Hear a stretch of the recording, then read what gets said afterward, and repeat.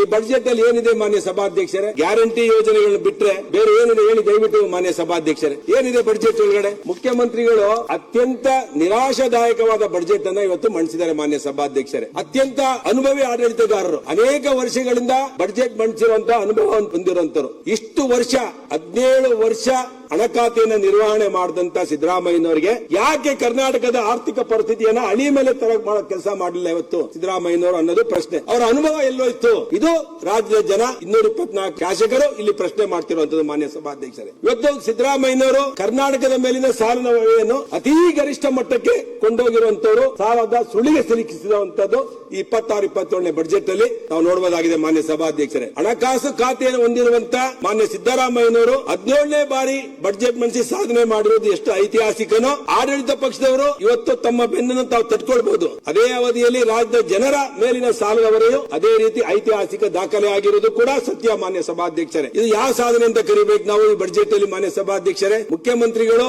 ಅಂತ ಒಂದು ಸಾಧನೆ ಮಾಡಿ ಬಜೆಟ್ ಮಂಡಿಸಿದ್ರೆ ಇಲ್ಲಿ 224 ಜನ ಶಾಸಕರು ಬಿಡಿ ಮಾನ್ಯ ಸಭಾಧ್ಯಕ್ಷರೇ. ಕಾಂಗ್ರೆಸ್ ಶಾಸಕರು ಯಾರು ಒಬ್ರು ಮಾನ್ಯ 3.5 ಗಂಟೆ 4 ಗಂಟೆ ಅವರು ಬಜೆಟ್ ಮಂಡಿಸಿದಾಗ ಯಾರು ಒಬ್ರು ಮೇಜ್ ಕುಟ್ಟಿ ಸ್ವಾಗತ ಮಾಡಿದ್ರ ಮಾನ್ಯ ಸಭಾಧ್ಯಕ್ಷರೇ? ಆಡಳಿತ ಪಕ್ಷದ ಶಾಸಕರು ಹೇಳಿ. ಒಬ್ರು first time in the history of Karnataka ಒಂದು ಬಜೆಟ್ ಮಂಡಿಸಬೇಕಾರೆ ಕಾಂಗ್ರೆಸ್ಸಿನ ಸ್ವಂತ ಶಾಸಕರು ಒಬ್ರು ಕೂಡ ಮೇಜ್ ಕೊಟ್ಟಿಲ್ಲ ಅವ್ರದ್ದು ಒಂದೊಂದು ಇಲಾಖೆಗಳಲ್ಲಿ ಹೇಳಿದಂತ ಸಂದರ್ಭದಲ್ಲಿ. ಇದು ತೋರಿಸುತ್ತೆ ಈ ಬಜೆಟ್ ಕಾಂಗ್ರೆಸ್ ಪಕ್ಷದವರಿಗೆಲ್ಲ 224 ಪಕ್ಷದವರಿಗೂ ಚೊಂಬನ್ನ ಕೊಟ್ಟಿದ್ದಾರೆ ಅಂತ ಹೇಳಿ ಇದು ಬಹಳ ಸ್ಪಷ್ಟವಾಗಿ ಗೊತ್ತಾಗುತ್ತೆ ಮಾನ್ಯ ಸಭಾಧ್ಯಕ್ಷರೇ.